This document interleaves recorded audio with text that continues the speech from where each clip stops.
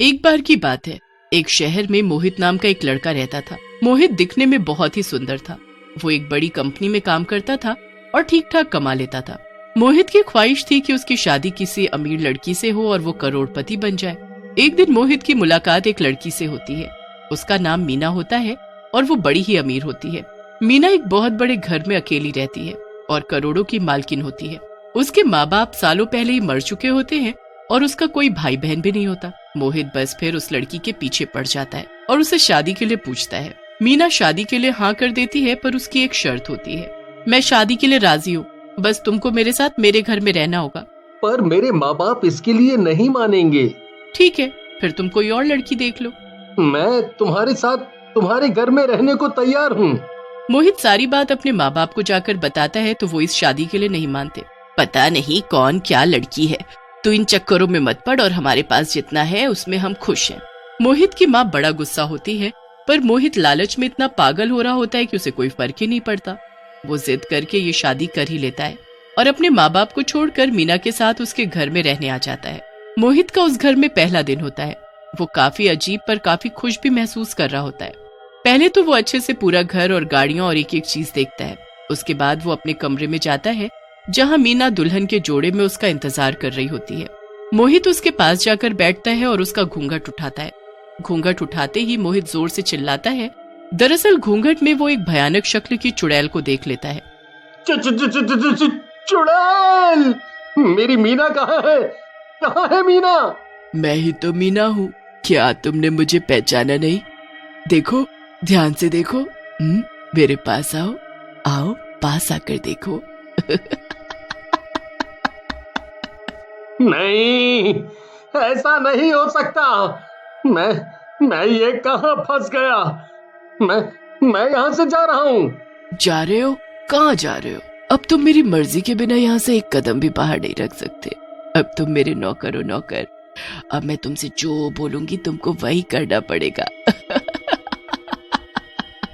नहीं नहीं नहीं, ऐसा नहीं हो सकता। मुझे अपने माँ बाबूजी के पास जाना है। अब तो तू उनको भूल जा। अब तू कभी इस जन्म में तो उनसे नहीं मिल पाएगा। चल अब मेरी सेवा में लग जा, मुझे बहुत भूख लगी है। चल जल्दी से जाकर मेरे लिए बढ़िया सा चिकन बना कर ला। चिकन? नहीं नहीं, मैं तो शाकाहारी हूँ। मैं चिकन को हाथ भी नहीं लगाता। अच्छा, फिर तो और मजा आएगा।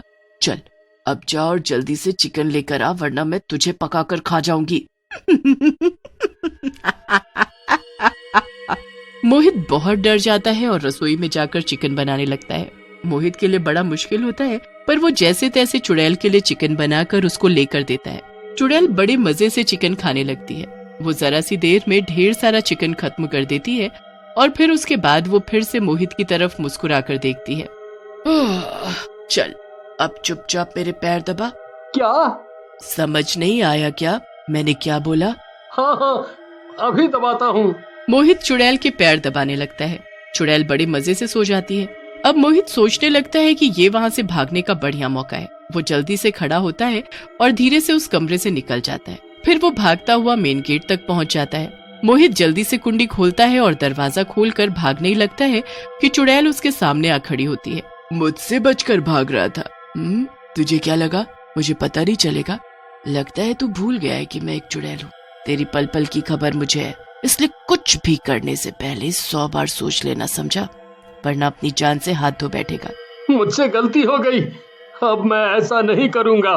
मुझे माफ कर दो। जल्दी समझ गया, ये तेरे लिए अच्छा है। उसके बाद मोहित घर के अंदर वापस चला जाता है और एक कोने में बैठे बैठे सो जाता है। अगली सुबह जब मोहित सो ही रहा होता है तो चुड़ैल उसके मुंह पर एक बाल्टी पानी फेंक कर मारती है। कौन है? कौन है? अभी तक सोया पड़ा है, जल्दी उठ और काम पर लग जा। पूरे घर की सफाई कर और सारे बगीचे को भी अच्छे से साफ कर दियो, पर उससे पहले मुझे बढ़िया सा नाश्ता चाहिए, समझा? मोहित पहले चुड़ैल के लिए नाश्ता बनाता है, फिर उसके बाद घर की सफाई में लग जाता है। पूरा दिन घर के काम करके मोहित का बुरा हाल हो जाता है। उसे बहुत भूख भी लगी होती है, इसीलिए वो रसोई में जाकर कुछ खाने लगता है।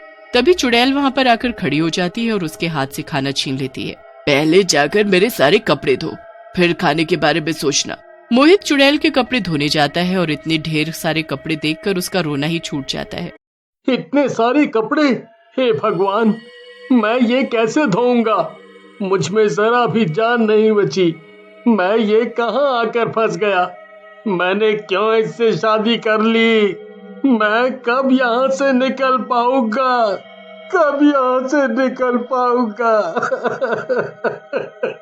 मोहित बहुत रोता है और रोते रोते कपड़े धोने लगता है। पूरे दिन काम करने के बाद मोहित को खाना नसीब होता है। मोहित अपनी पुरानी जिंदगी को याद करके बहुत दुखी होता है और उसको बस एक ही उम्मीद होती है कि जब उसके माँ बाप की नाराजगी खत्म हो जाएगी तो वो उससे मिलने जरूर आएंगे और उसको छुड़ा कर ले जाएंगे।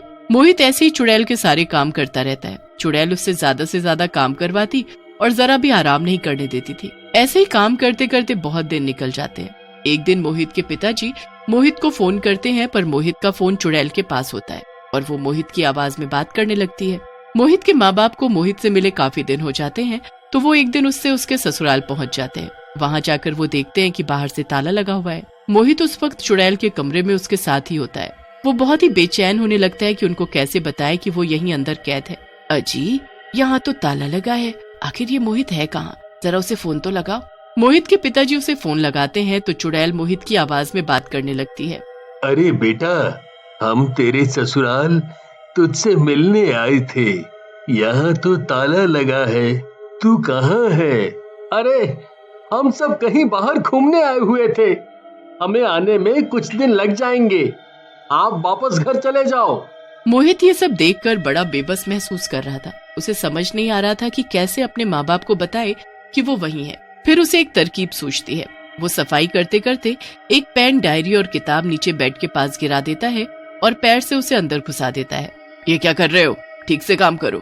मोहित बेड के नीचे घुस जाता है और फटाफट पेपर पर लिख देता है कि उसकी शादी मीना से नहीं बल्कि चुड़ैल से हुई है और उसने उसे घर में कैद किया हुआ है। कितनी देर हो गई? क्या अभी तक सामान नहीं निकला? हाँ, बस निकल गया। मोहित जल्दी से उस पेपर को मुंह में रख लेता है और पेन, डायरी अपनी जगह रख देता है। उसके बाद वो खिड़की साफ करने लगता है और जैसे ही चुड़ैल का ध्यान कहीं और होता है और मुंह से पेपर निकालकर उसे नीचे अपने माँ बाप के पास फेंक देता है। अरे, ये क्या कूड़ा है? किसने फेंका है? इसमें शायद कुछ है। मोहित की माँ उस कागज को उठाती है। उसे पढ़कर उसके होश उड़ जाते हैं। मोहित के पिता जब उसे पढ़ते हैं तो वो भी घबरा जाते हैं। चलो जल्दी चलकर किसी से मदद मांगते हैं। मोहित के माँ बाप जल्दी से एक पंडित के पास जाते हैं और उनको सारी बात बताते हैं। मतलब तुम्हारे बेटे ने एक चुड़ैल से शादी कर ली है। वो चुड़ैल तुम्हारे बेटे की अब पत्नी है। उससे पीछा छुड़ाना आसान नहीं है। आप कुछ करके उसे बचा लो पंडित जी, हम आपका एहसान कभी नहीं भूलेंगे। तो एक काम करो, ये लो लड्डू और इससे कैसे भी करके अपने बेटे तक पहुंचा दो। ये लड्डू तुम्हारे बेटे को उस चुड़ैल को रात 12 बजे खिलाना होगा। वो लड्डू लेकर वो लोग वहाँ से चले जाते हैं। फिर एक कागज पर सब लिखकर उसमें वो लड्डू रखकर वो घर के बाहर खड़े हो जाते हैं। फिर वो दोबारा मोहित के नंबर पर फोन करते हैं। कैसे हो बेटा? तुम आ गए क्या वापस घूमकर? अरे, इतनी जल्दी कैसे आ जाऊंगा? मैंने बताया तो काफी दिन लगेंगे। मोहित समझ जाता है कि उसके माँ बाप घर के बाहर है। मोहित के पिताजी चुड़ैल को बातों में लगाए रखते हैं और मोहित जल्दी से खिड़की पर जाकर देखता है। मोहित की माँ जल्दी से कागज में लिपटा लड्डू उसके पास फेंकती है, जो मोहित पकड़ लेता है। वो कागज पर लिखा हुआ सब पढ़ लेता है और वैसा ही करता है। रात के 12 बजे वो लड्डू लेकर चुड़ैल के पास जाता है। आज मेरा जन्मदिन है, मैंने लड्डू बनाए हैं। अगर तुम ये खाओगी तो मुझे बहुत खुशी होगी। लड्डू? अरे वाह! चुड़ैल बड़े मजे से लड्डू खाती है और उसका दम घुटने लगता है। उसके हाथ पैर काम करना बंद कर देते हैं। ये तूने मुझे क्या खिला दिया? क्या मिलाया था इसमें? चुड़ैल चीखती चिल्लाती रह जाती है और तड़प तड़प कर जमीन में गिर जाती है। उसके बाद वो वहाँ से गायब हो जाती है। मोहित जल्दी से नीचे भागता है और दरवाजा खोलकर अपने माँ बाप के गले लगकर खूब रोता है। मैंने तुझे कितना समझाया था, मत पड़ ऐसी लड़की के चक्कर पे जिसे तू जानता तक नहीं, और ऊपर से तेरा लालच। कहते हैं ना, लालच बुरी बला है। शायद आज तुझे समझ आ गया होगा। हाँ माँ, बहुत अच्छे से। उसके बाद वो सब घर चले जाते हैं और मोहित फिर एक बहुत ही गरीब लड़की से शादी कर लेता है और सब हंसी खुशी साथ में रहते हैं।